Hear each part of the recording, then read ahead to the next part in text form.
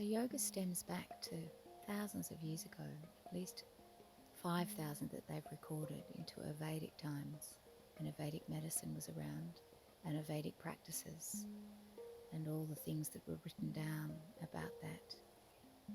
And then a man called Patanjali came along, and he started to look at the practices and put them together over many, many, many, many hours and hours and hours of study, contemplation, sitting out in the bush and learning.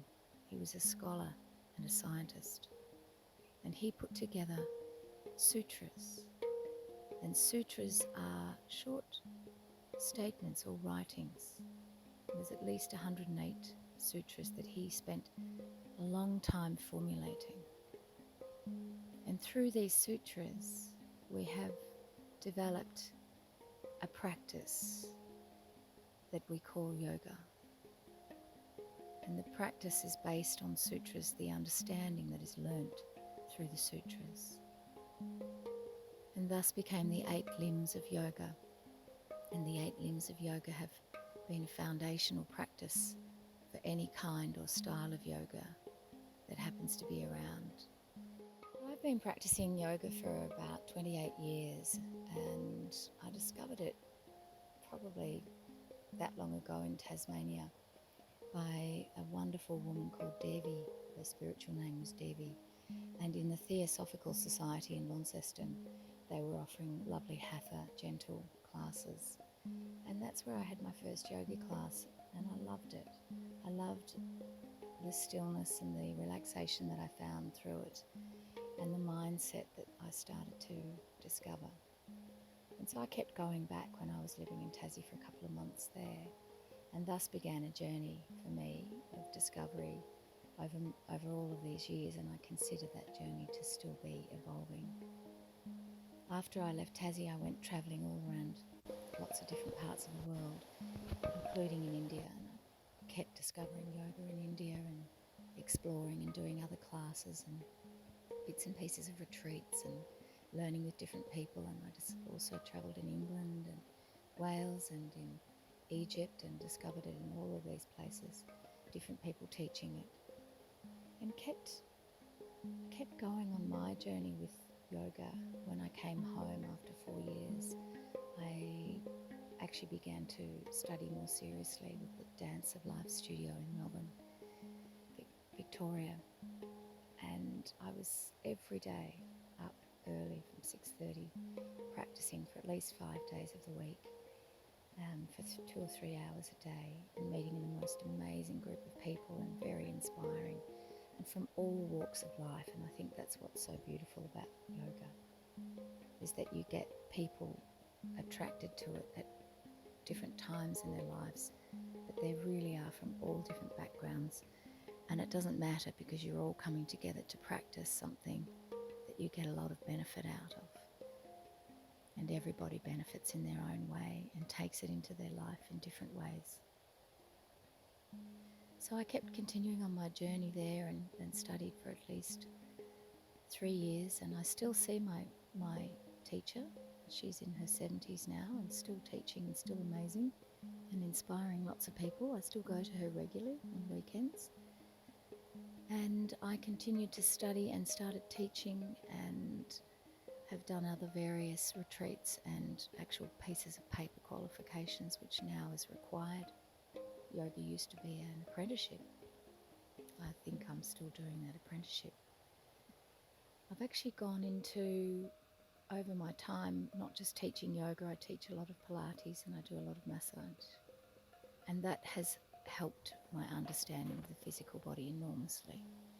And that helps me to teach the way that I teach, and to help understand people's conditions, people's injuries, and anything emotional that might be going on. And it's helped me on my own journey enormously as well. Helped me through very challenging times in life. Yoga's always been there. It's like a tool. And it's also something that I have in my life that I know I won't ever not have. It's always there, and I'm always practicing in some way, whether it's ethical, whether it's about concentration or focus, whether it's about breathing, whether it's about slowing down, which I have to teach myself a lot to do, whether it's about physical practice of stretching and strengthening and creating mobility through my body. Yoga's always there. It's always there in some form. And I love teaching it. And I've started teaching people to become teachers in the last couple of years. And that's been another journey in itself, because I learn so much from my students, and it really makes me look at my own practice and how I talk and how I speak, how I act, and am I living my truth?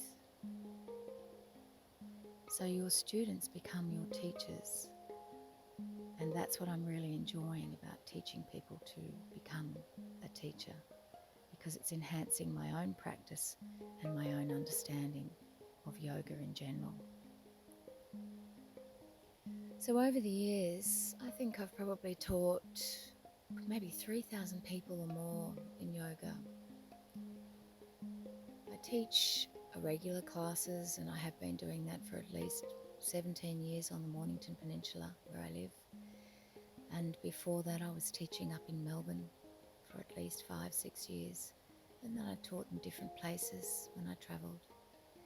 So I think there's at least 1,000 people, if not more, that I've taught of yoga, and part of my business life has been coming up to Port Douglas for the last 8 or 9 years and teaching yoga on the beach for 2 weeks as part of the program up there.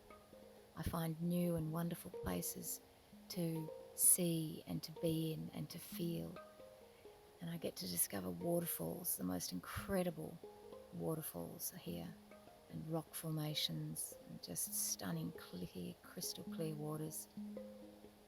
And out on the reef, and the beautiful snorkeling that's out there, and the life that's underneath. The clarity of the water and the air, the freshness. We're so lucky. This country we have up here is just stunning.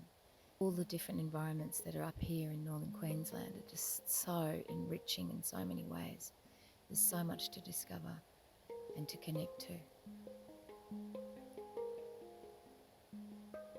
The feedback that you get over the years is beautiful from people. It's really wonderful to be able to do something in your life that not only do you enjoy and get a lot of benefit out of, but you're giving that gift to other people.